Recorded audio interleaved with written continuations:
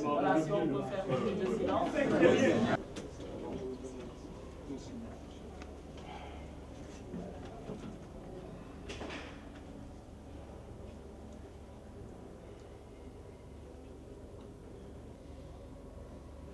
Merci. Donc, je remercie les organisateurs de cette manifestation pour l'occasion qui nous est offerte de discuter avec nos compatriotes sur le plan Sénégal émergent et notamment le volet consacré à la diaspora. C'est une initiative qu'il faut saluer. Bon, pour ceux qui ne me connaissent pas, je suis Ben Yariassi, membre de la CCR, la Convergence des cadres républicains de France et du Sénégal.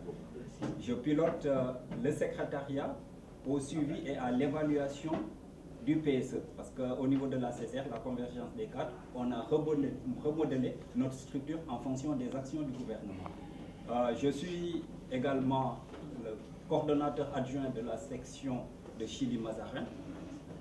Sur le plan purement civil, je suis politologue de formation, spécialisé en système politique comparé, en communication politique institutionnelle et en diplomatie économique.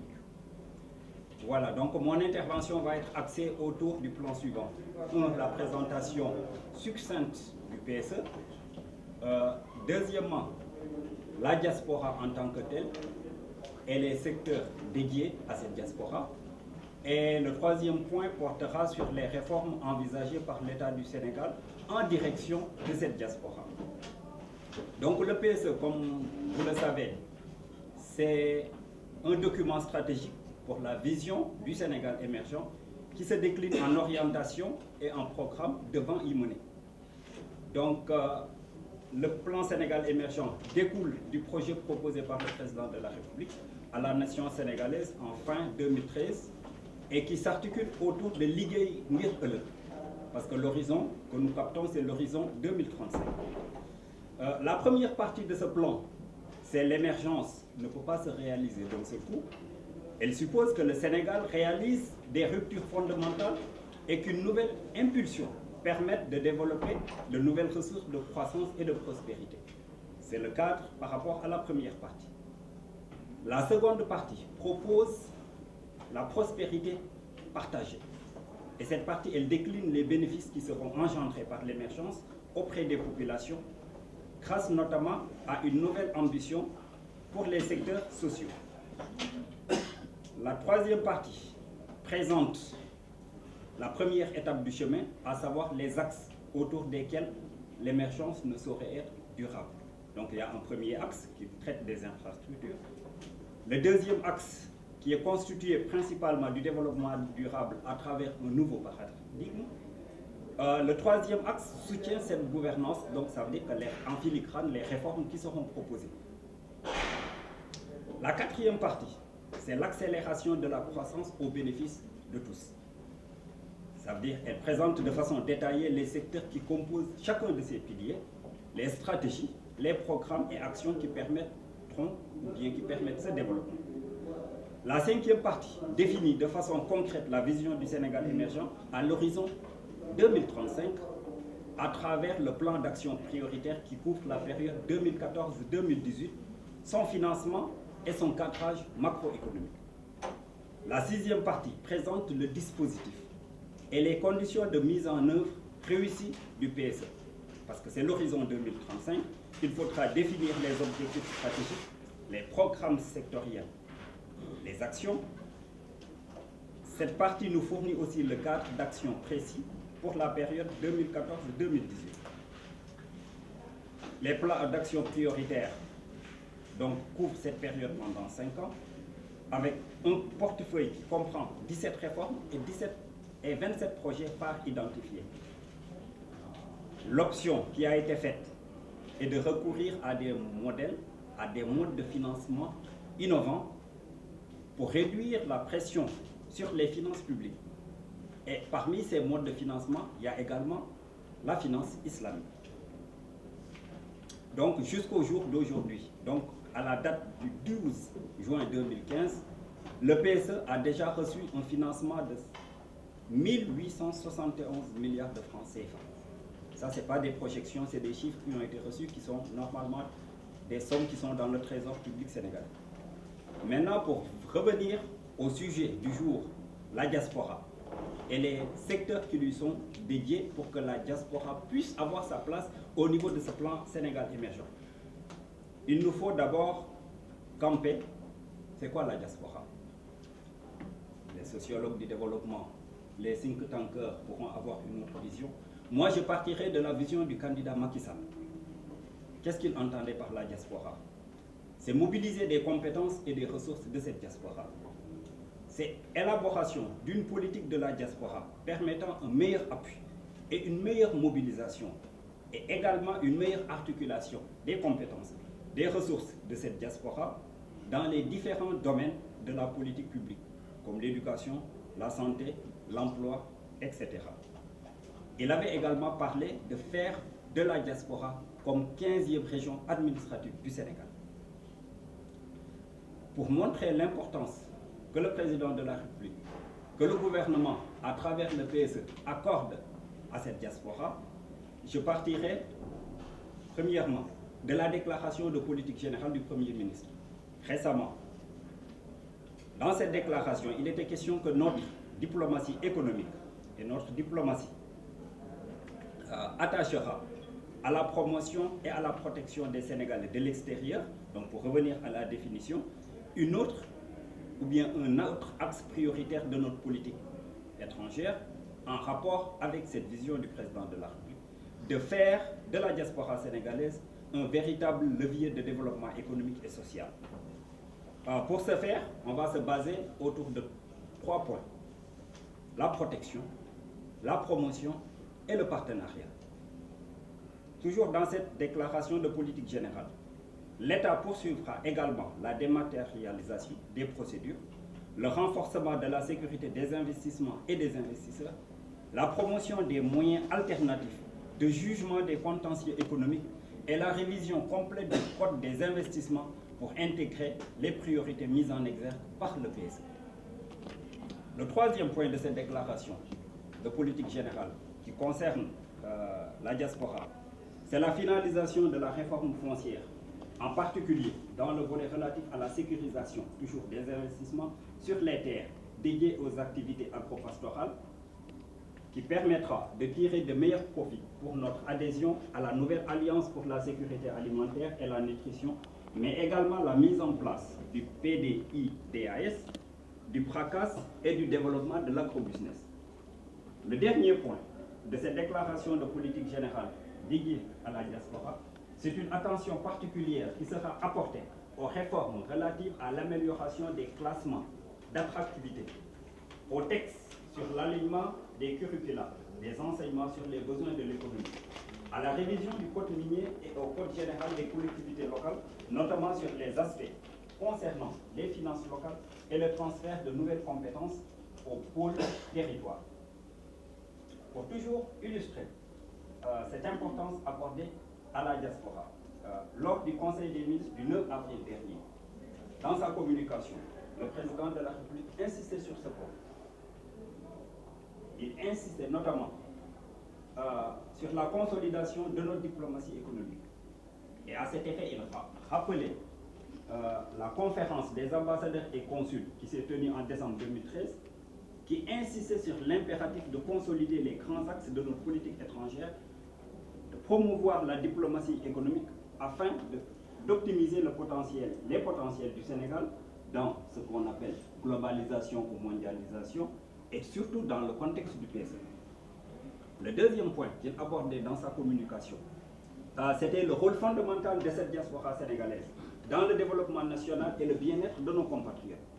Le président de la République avait demandé à l'époque, et jusqu'à présent, c'est une exigence, au gouvernement d'accorder une attention soutenue aux préoccupations des membres de cette importante communauté et de leur apporter les concours appropriés dans la réalisation de leurs projets d'investissement et de développement. Pour clore ce sujet, le président de la République n'avait pas manqué d'adresser ses chaleureuses félicitations et ses encouragements à la diaspora pour sa contribution déterminante dans la construction de notre économie, et il exhortait le gouvernement à mobiliser les compétences de la diaspora dans la mise en œuvre du plan Sénégal émergent. En 2014, la diaspora sénégalaise a investi 840 milliards de francs CFA. Cette même diaspora a envoyé, parce qu'il y a une différence entre investi et a envoyé en termes crus 182 milliards de francs CFA. Donc c'est l'importance de cette manne financière qui fait que les trois principaux pays de sortie d'immigrants, à savoir l'Inde, la Chine, les Philippines, l'ont compris. L'Inde et la Chine, à travers la présence massive de leur communauté, établis partout dans le monde, sont devenus des pays émergents en s'organisant autour de leur diaspora. Cela se traduit par le fait qu'un tiers des fonds migratoires dans le monde est dirigé vers ces pays, notamment pour l'Inde, 21,7 milliards de dollars, et pour la Chine, 21,3 milliards de dollars. Donc notre pays, à l'instar de ces pays, pourrait aussi booster son économie par la mise en place d'un système d'incubateurs, d'entrepreneurs, d'entreprises innovantes dans l'agrobusiness, dans l'artisanat, en s'appuyant sur cette diaspora. Et d'après certaines estimations, nous les Sénégalais de la diaspora, on tournerait autour de 4 millions d'arbres. Quels sont maintenant les secteurs qui sont dédiés à cette diaspora? Donc, comme je le disais plus haut, depuis mai 2014, il y a eu une première vague avec 14 projets et 5 réformes phares qui sont lancées dans les secteurs de l'agriculture, de l'élevage, avec le corridor céréalier, ou bien les corridors céréaliers, l'agriculture à haute valeur ajoutée. Il y a également l'énergie, l'habitat social, le tourisme, les mines, l'aquaculture, le développement industriel et les infrastructures. Pour parler concrètement, par exemple pour le projet, mise en place de 150 projets d'agrégation de l'agriculture à haute valeur ajoutée et de l'élevage. Dans ce sens, des résultats donnent la production, par exemple, pour 2014, 995 000 tonnes de fruits et légumes, ce qui fait une progression de 4,5%. Ce qui est quand même un nouveau record établi par rapport à 85 000 de 2013. Il y a également le projet de développement des corridors céréaliers. Il y a l'accélération de l'exploitation des gisements de zircon. Le programme de relance de l'habitat social. Il y a également la plateforme industrielle intégrée. Il y a le développement des zones touristiques intégrées. Et pour parfaire cette panoplie, il y a également les réformes qui sont entamées, avec le redressement des classements d'attractivité, ce qui a valu au Sénégal 10 places par rapport au classement du Doing Business en 2015. Ce qu'il faut retenir, c'est que l'esprit de ce PSE ne se fera pas sans une participation active du secteur privé, et notamment de la diaspora. D'une part, au niveau local, les acteurs privés nationaux, de toutes les organisations professionnelles par exemple, CNP, CNS, MDS, UNSIA, UNAGUA, UNCM, CNR, sont mobilisés. Mais d'autre part aussi, pour nous, la diaspora, il y a également l'acte 3 de la décentralisation et le nouveau code des marchés publics, qui sont d'importants instruments de cette politique de développement économique et social, et pour les prochaines années, sous la houlée du président de la République. Ce qui nous permettra de mettre en valeur les potentialités de nos différents territoires et d'impulser la naissance de véritables champions, par exemple sur le plan local. À l'heure actuelle, on peut dire que beaucoup de Sénégalais sont intéressés par ces projets, de façon individuelle ou bien de façon collective, et prennent contact avec les ministères de l'économie et des finances, l'APIX, le BOSS, qui est le bureau opérationnel du suivi du plan Sénégal émergent. Et donc, on peut dire qu'on ne doit plus rêver, on doit vivre, on ne doit plus penser, on doit agir. On ne doit plus s'excuser aussi, on doit assumer. On ne doit plus hésiter, on doit foncer. On doit se rappeler également que qu'hier est parti et que demain reviendra peut-être. C'est pour dire qu'avec ce plan Sénégal émergent, le Sénégal sortira plus fort et l'avenir de ses enfants mieux assuré. Pour cela, nous encourageons ce genre de débat parce que cette vision, elle doit être comprise, elle doit être partagée par tous afin que l'objectif pour un meilleur avenir, un avenir meilleur se justifie par les sacrifices que nous faisons en ce moment. C'est ce qu'il faut comprendre en dernier lieu. Que le plan Sénégal émergent, comme d'aucuns le pensent, n'est pas un plan ou bien n'est pas une arme de séduction politique, mais plutôt un pari pour l'avenir. Parce que le président de la République pouvait se contenter de son Yoonu Yokkute et dire que bon voilà, j'assure avec ce Yoonu Yokkute un mandat et 2 mandats, mais je m'en vais. Mais c'est un pari pour l'avenir de dire bon voilà, on fait une projection jusqu'à l'horizon 2035 pour une prospérité partagée.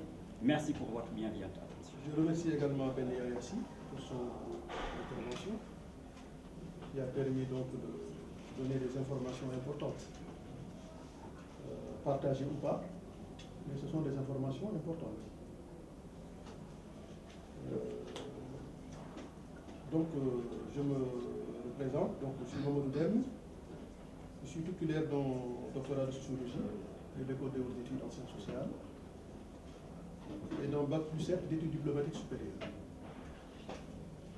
Je suis auditeur de l'IHEDN, l'Institut des hautes études de défense nationale de Paris, où j'ai eu à faire des études de diplomatie militaire et de négociation de paix en temps de guerre. Dans ces différentes études, j'ai eu à m'intéresser de très près à la problématique des migrations internationales, compte tenu que c'est un volet de rapprochement des peuples, mais c'est aussi une dimension de coopération internationale, à la fois bilatérale et multilatérale.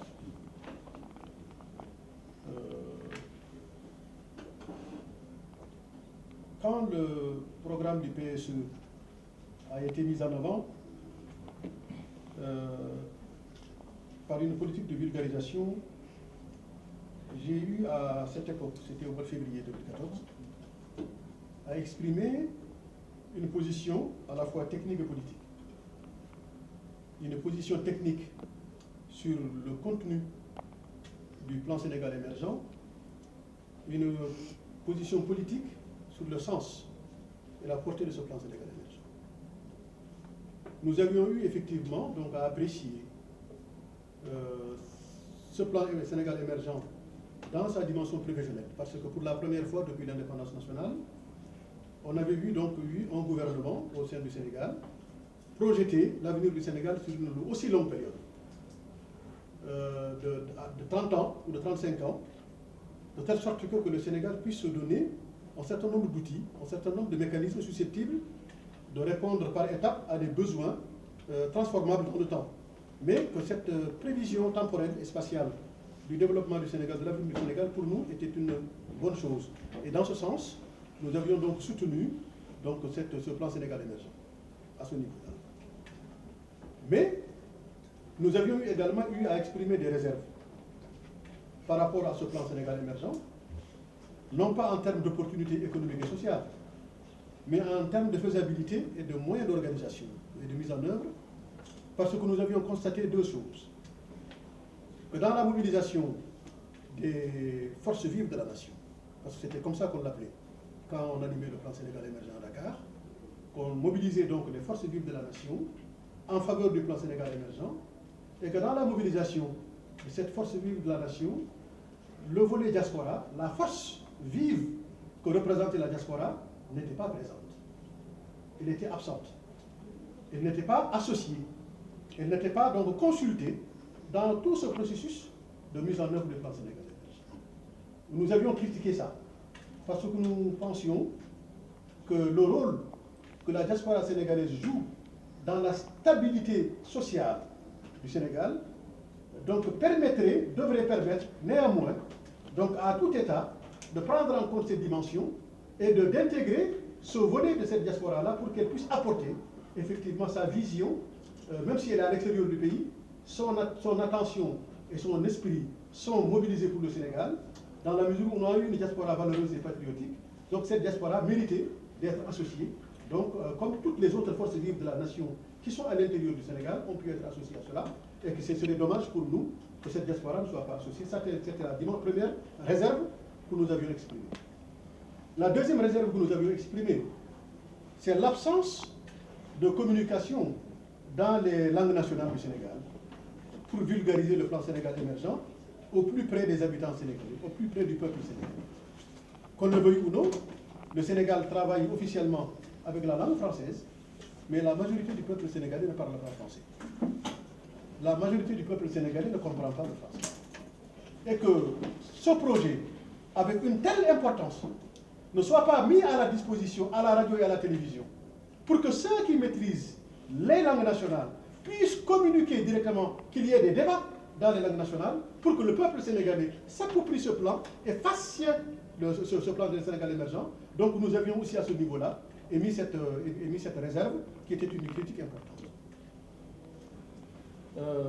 Nous avons pensé effectivement que la diaspora est quelque chose de fondamental dans tous les pays du monde. Aucun pays au monde ne peut être en émergence en dehors de sa langue et de sa culture. Je ne crois pas fondamentalement à un développement ou à une émergence dans la langue et les cultures d'autres. Je crois à une émergence, je crois à un développement autocentré, intégré dans les langues et les cultures du peuple, pour que le peuple, dans une démarche participative du développement, soit en capacité d'apporter sa participation, son implication, son avis, sa construction à toute élaboration politique et locale du développement.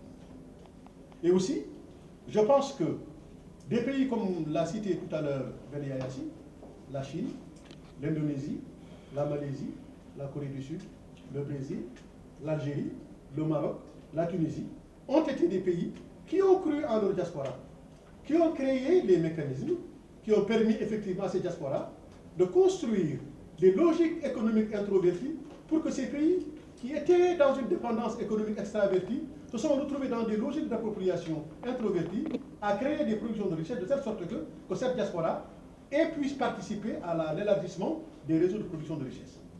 Et quand on parle de cette diaspora, nous ne parlons pas seulement des migrants venus, mais nous parlons aussi de ceux qui sont nés dans cette phase migratoire. Des enfants, des Sénégalais et des hommes et femmes qui sont nés à l'extérieur du pays, qui, dans un souci d'attachement à leur pays d'origine, sont en capacité d'apporter des constructions, sont en capacité d'apporter des propositions. Il se trouve que cette dimension-là n'apparaissait pas dans toute la phase de communication politique du plan Sénégal émergent, et qu'effectivement nous avions eu donc à le regretter. Pour moi, le PSE est une prévision temporelle et spatiale, volontariste, optimiste en termes d'objectifs, mais reste néanmoins confronté à des réalités économiques et sociologiques, ainsi que politiques susceptibles de favoriser des remises en cause au moment de la phase active de la réalisation. C'est un projet qui est controversé par sa formulation et dont les probabilités de réussite pourraient paraître faibles à d'autres.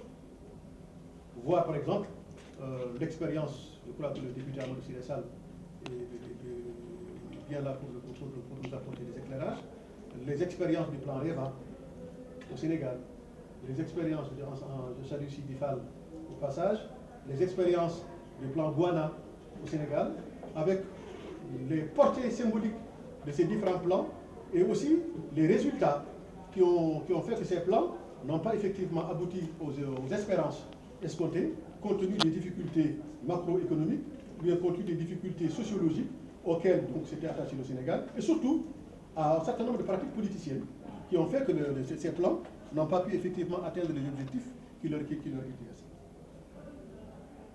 Cependant, le plan Sénégal émergent a le mérite d'exister. Et pour moi, il semble constituer un postulat de base qui permettrait de mesurer une politique publique de développement.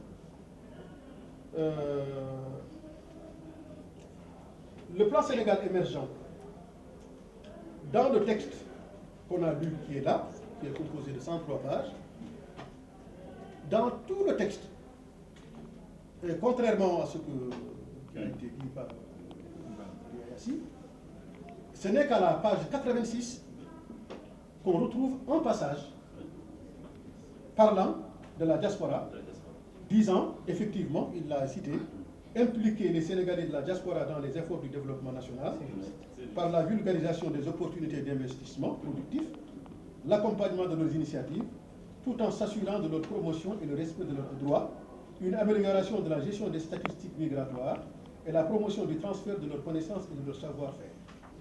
Ensuite, en deuxième point, renforcer la coopération décentralisée pour accroître le financement du développement local.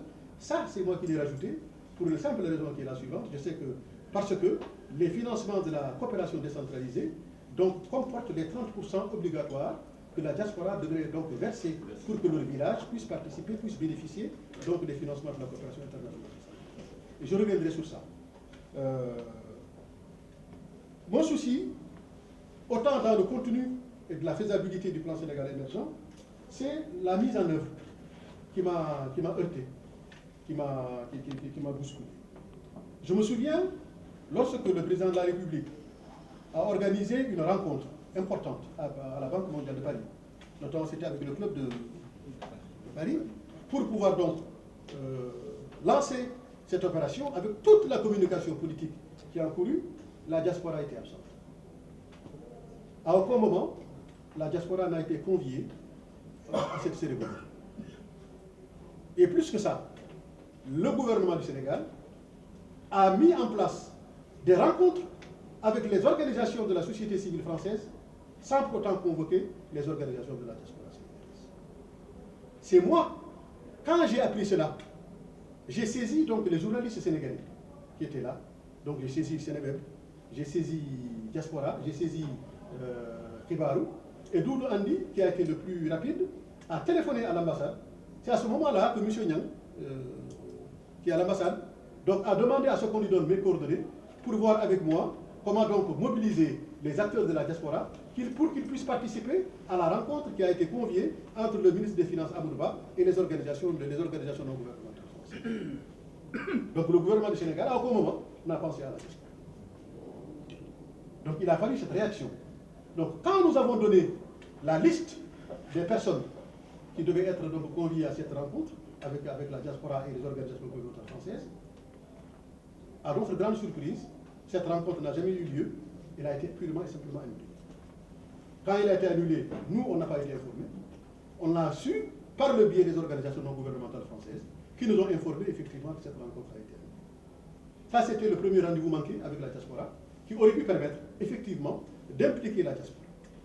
L'autre rendez-vous manqué avec la diaspora, c'est lors du cérémonial de la Banque mondiale où la diaspora n'était pas présente. À tous les niveaux de la concertation, la diaspora n'était pas là. Je comprends bien les intentions, je comprends bien les déclarations, je comprends bien les projections, mais il y a les projections, mais il y a les faits, il y a les comportements, il y a les attitudes, il y a les manières d'agir. Donc à partir du moment où on dit que la diaspora représente ça, il faudrait que dans cette logique de représentation qu'on se fait de la diaspora, que la faisabilité de ce projet puisse effectivement prendre en compte la diaspora à travers ce qui est. Ça, c'est le premier élément. Le deuxième élément, c'est la construction du PSE, les préoccupations qui touchent la diaspora dans ce qu'elle est, ne prend pas en compte et n'a jamais pris en compte les conditions de vie de la diaspora dans les pays où nous vivons. La diaspora a des problèmes, comme les Sénégalais qui sont au Sénégal ont des problèmes. Ils ont besoin d'être accompagnés. Ils ont des problèmes de droit au séjour. Ils ont des problèmes de respect des conventions bilatérales qui sont signées entre notre pays et la France. Ils ont des difficultés sociales. Ils ont besoin d'être accompagnés culturellement, linguistiquement. Il y a des familles qui sont nées, qui ont besoin d'articuler les conditions de vie familiale au lien permanent avec le pays d'origine pour que demain, quand les premières générations d'immigration quittent la France, les deuxièmes générations, je vois Maria Diallo au fond, les deuxièmes générations qui sont là puissent prendre la relève et la solidarité des générations.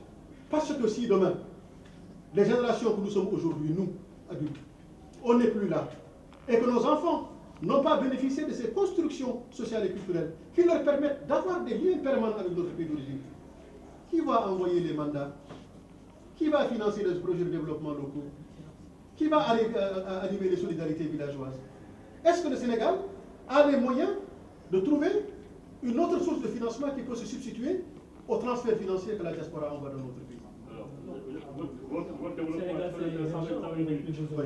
Donc, à partir de ce moment, donc malheureusement, cette dimension fondamentale de ce qui touche la diaspora n'est pas prise en compte par le FMI. On ne voit la diaspora qu'à travers les flux financiers. On ne voit la diaspora qu'à travers l'apport qu'elle peut apporter. Mais le rôle de l'État, les droits de la diaspora dans une politique publique n'ont pas été pris en compte, n'ont pas été définis et n'ont pas été mis en œuvre. Il y a une absence fondamentale dans l'absence d'un projet politique en direction de la diaspora, et ça, on ne peut pas jeter ses pierres à Macky Sall, mais de tous les présidents de la République du Sénégal. Depuis Senghor jusqu'à Macky, aucun chef d'État n'a mis en œuvre une politique publique en direction de la diaspora. Donc, ça pose un problème, une problématique. J'aurais bien voulu, aller jusqu'au bout de ma logique. J'espère que dans les débats, oui, absolument. J'espère que dans les débats, donc les gens pourront poser des questions pour que je puisse effectivement poser cette problématique-là dans sa globalité. Je suis sûr d'avoir raté quand même certaines choses avec notamment l'intervention de Ben, qui est la personne certainement le plus habilitée ici à parler du PSE, mais également avec les ressources ô combien importantes que le doyen Dem peut fournir à chacun d'entre nous ici pour son parcours au sein de la diaspora. Et puisqu'on parle de l'apport de la diaspora ou l'apport du PSE par rapport à la diaspora et vice-versa, je crois qu'il est très important qu'on l'écoute aussi. Mohamed Ly, j'aurais pu me passer du petit papier de présentation de Mohamed Ly parce que je le connais personnellement, je suis aussi tout ce qu'il fait, notamment les publications. Son activisme est dans le bon sens, mais également en tant qu'initiateur d'un mouvement qui a fini de se positionner sur, non pas dans les directives à donner aux politiques publiques, mais surtout dans l'évaluation et l'accompagnement de politiques publiques. Je crois que c'est très important que les jeunes Africains s'investissent dans surtout l'évaluation des politiques publiques et ne plus être simplement dans la dénonciation de politiques ou de l'accompagnement, bon, comme certains peuvent le faire.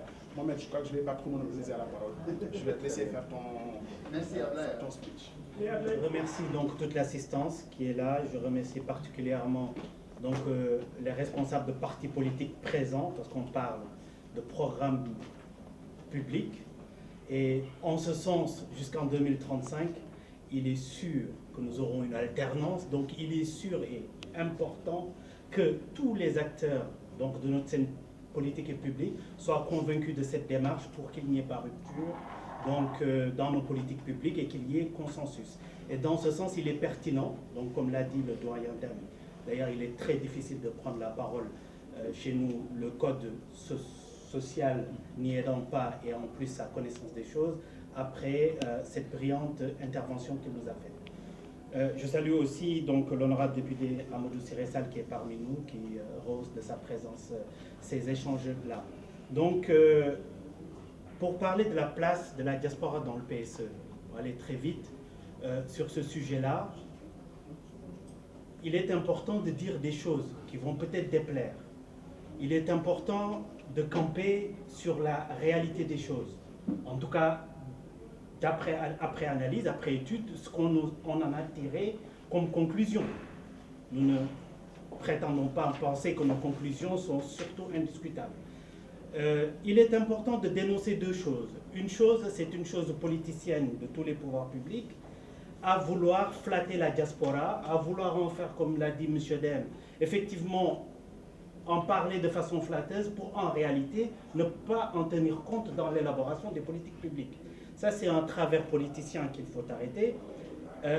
Et dans l'autre sens, il y a un travers de la diaspora et de ses membres, c'est-à-dire penser et considérer que le fait d'être à l'étranger du Sénégal nous donne un droit supplémentaire, ou des facilités de rentrée, ou des financements à part, parce que tout simplement nous serions un peu plus beaux d'avoir un peu pris du temps, comme on dit chez nous, en rentrant un peu bien, et se dire qu'on le vaut bien. C'est faux, c'est pas notre vision des politiques publiques, et la Constitution ne le permet même pas.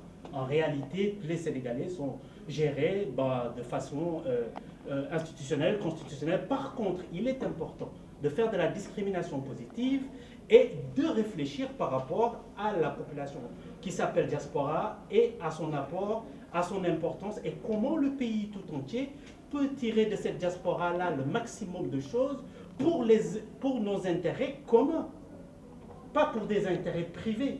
Et cette arnaque-là, je pense que c'est une arnaque intellectuelle, elle est aussi à dénoncer. Donc je suis un peu entre le marteau et l'enclume, mais il est très difficile après avoir dit ça, se faire des amis de part et d'autre.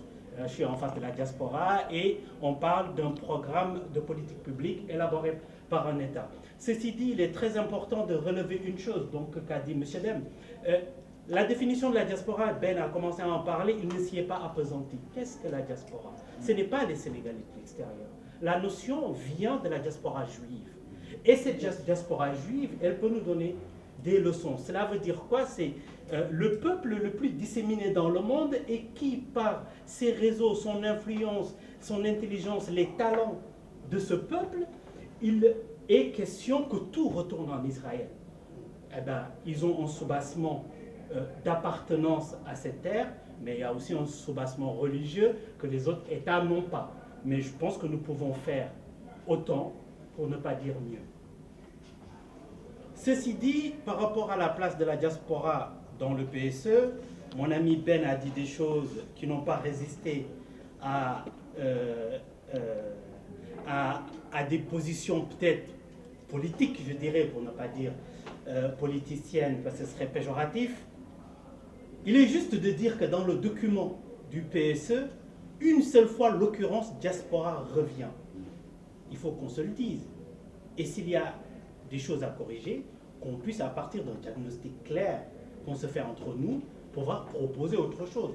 On ne peut pas dire qu'il y a volet préparé pour à la diaspora dans le PSE. Mais il n'y en a pas tout simplement parce que je pense qu'il y a aussi quelque chose qui peut être assumé avec ce pouvoir. Quand on fait un programme de politique publique, on le fait sectoriel.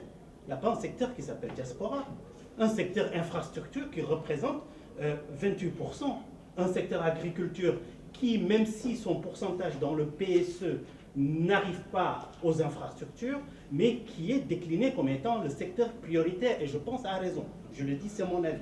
Maintenant, le secteur infrastructure, qui est à 28%, c'est un secteur qui ne vit pas par lui-même, qui vit pour l'agriculture, qui vit pour l'industrie, qui vit pour l'urbanisation et qui vit pour autre chose. Je ne ferai pas un débat technique ou je ne ferai pas une intervention technique avec vous. Je pense qu'on connaît tous le PSE. Il est bien de dire que c'est l'unique référentiel aujourd'hui de politique économique et sociale de notre pays et dont l'appropriation est une des clés de réussite, aider à la vulgarisation, et je remercie par ce biais les organisateurs de ce débat parce que cela permet à la vulgarisation. Ben a soulevé un plan sur lequel j'en dirai qu'un seul mot, parce qu'on ne peut pas parler aujourd'hui du PSE et de la place de la diaspora sans parler quand même de la place du PAP qui opérationnalise le PSE de 2014 à 2018 pour sa mise en cohérence sur les axes stratégiques, sur les objectifs sectoriels. Et il est clair, il est écrit que les projets et programmes de développement qui seront soutenus sont dans un cadre budgétaire. Nous sommes dans des choses claires, écrites, et qui, en principe et en gros, avec les partenaires techniques et financiers, avec la diaspora, avec les autres partis politiques, comme l'a dit M. Dem et d'autres, on peut critiquer, on peut amener quelque chose. Mais je pense que le PSE a besoin de notre adhésion, a besoin de notre compréhension, et c'est le premier plan, comme l'a dit le doyen Dem, qui vient, et une chose est extrêmement importante dans la littérature du PSE, qui parle de revoir nos paradigmes de développement. Nous avions des paradigmes de développement qui sont tournés sur les besoins d'un pays colonisateur qui nous a laissé une agriculture entière, qui nous a laissé des choses qui sont tournées vers le... Pour une fois, et je pense que c'est à saluer, donc avec Macky Sall du Yonuyokote au SNDS et autres, je ne ferai pas ce procès-là parce qu'il nous fait perdre du temps. On a eu une vision du plan Sénégal émergent à l'horizon 2035. Et pour aller très vite dire que je partage à 100% le sentiment de M. Dem disant que les acteurs de la diaspora pourraient être mieux associés, la diaspora pourrait être mieux écoutée et les apports de la diaspora mieux organisés. Et en dernier lieu de mon intervention, et je pense pour revenir donc sur le sujet intrinsèque de notre débat, je dénonçais donc les deux excès de part et d'autre, celui politicien des politiques et celui de discrimination positive peut-être qui ne dit pas son nom, qui voudrait qu'on nous réserve des choses parce que juste nous sommes loin de notre pays. Il faut dire qu'il y a des choses à faire avec nous, avec la diaspora sénégalaise. Mais ces choses-là doivent être réfléchies de façon orientée et introvertie.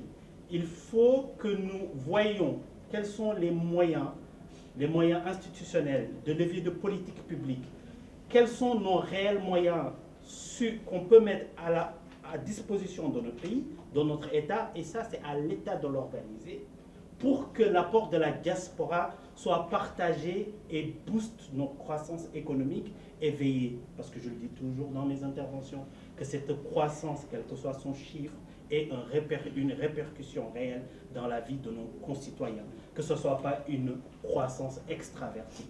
Ceci dit, nous avons eu des propositions dans le think tank IPOD, parce que j'avais réagi à une déclaration donc, de mon ami d'ailleurs Sori Kaba, qui est secrétaire, directeur général des Sénégalais de l'extérieur, qu'on connaît très bien à Paris, avec qui on a beaucoup travaillé dans d'autres cadres. Il est bien de faire, comme l'a rappelé Ben, de donner le chiffre de nos envois. Mais disons-nous la vérité, chers amis. Nos envois, ce n'est pas de l'épargne.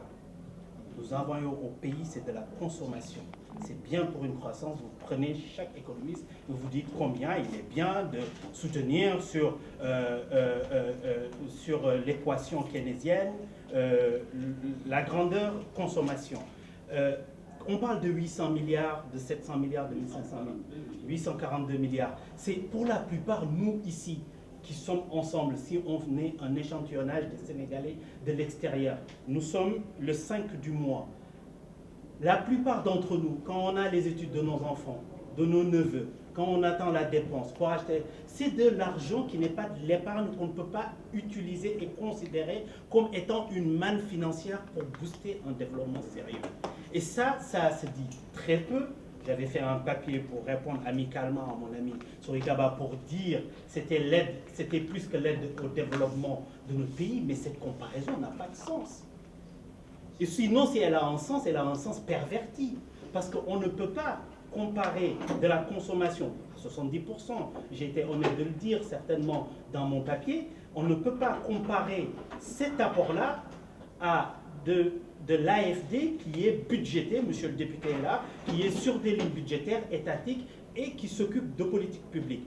Et pour aller très vite, ce que nous avons proposé, c'est pour dire le vrai problème de l'État du Sénégal par rapport à la diaspora, mais aussi par rapport aux Sénégalais sur place, c'est que l'épargne n'est pas organisée. À mon sens, tout le sujet et tout le débat qu'on est en train de faire, parce qu'il y a des experts sur ce point-là, nous avons des Sénégalais experts sur ces politiques publiques à travers le monde entier, que j'ai croisé, avec qui nous avons eu à travailler, c'est comment et quels sont les outils et les leviers à mettre en place pour capter l'épargne sénégalaise en général et particulière de la diaspora pour mettre en place des politiques publiques. Et pour ça, il y a des choses qui s'appellent de l'assurance. L'assurance vie, la mutualisation des moyens, ça peut marcher. Pour la plupart d'entre nous ici, qui n'a pas un plan d'épargne logement. Mais cela veut dire quoi? Quels que soient les virements qu'on fait sur ce plan, que ce soit à 20 € ou à 40 € par mois, ça te donne des accès privilégiés à un plan de logement. Et ça donne, quand on le multiplie aux millions de Sénégalais, une manne financière extraordinaire captée par l'État au niveau des banques commerciales et qui finance des programmes de logements sociaux, des programmes de logement. Et ça, c'est le plan d'épargne logement. C'est pour le logement, on peut en faire pour la scolarisation, on peut en faire pour les obsèques, pour les corps. Parce qu'il faut que nous réfléchissions, et je pense ensemble, nous tous, sans trahir nos outils de solidarité que nous avons, qu'on ait un parent malade, qu'on aille le voir avec une enveloppe autre, mais notre société bouge parce que la mondialisation, elle est là, et c'est une réalité. Il faudra qu'on réfléchisse autrement aux mécanismes de solidarité que nous mettons en place entre nous, sachant qu'un seul Sénégalais ou un groupe de Sénégalais ne peut pas faire face à ce qui peut être des fois des catastrophes, des problèmes des Sénégalais, d'hospitalisation, d'obsèques, de retour à la maison.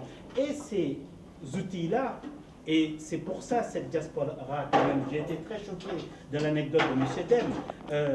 Oui, la diaspora, elle est plusieurs, mais la diaspora française, elle est particulière pour le Sénégal. Parce qu'elle est d'une qualité humaine extraordinaire. Elle est d'un intérêt et d'un engagement sans faille. C'est un fichier électoral important et sollicité. Et pour finir, c'est des compétences de haut vol.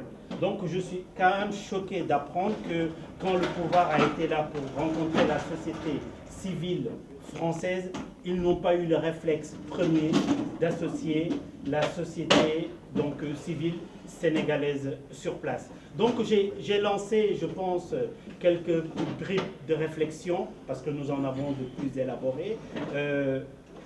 Essayer de recadrer le sujet en disant, effectivement, il faut qu'on se le dise, il faut que les pouvoirs publics associent mieux la diaspora dans tous les sens et qu'on arrête de nous flatter par rapport aux avants d'argent. Il faut qu'on puisse chiffrer l'envoi qui représente de l'épargne, qu'on puisse capter cette épargne-là et mettre derrière cette épargne avec des mécanismes de mise en confiance. Parce qu'il y a une chose de mettre cette épargne, mais après c'est comment nous, à part le patriotisme aidant, on épargnera dans nos outils d'épargne pour laisser ici des outils d'épargne assurés par l'État français et pérennes et autres. Donc voilà un peu ce que je pensais dire sur ce sujet-là, donc de façon très succincte. Au niveau du PAP, c'est sectoriel. Il faut que nous, la diaspora, avec des structures étatiques, voir comment capter l'épargne et mettre des politiques publiques derrière. Je vous remercie.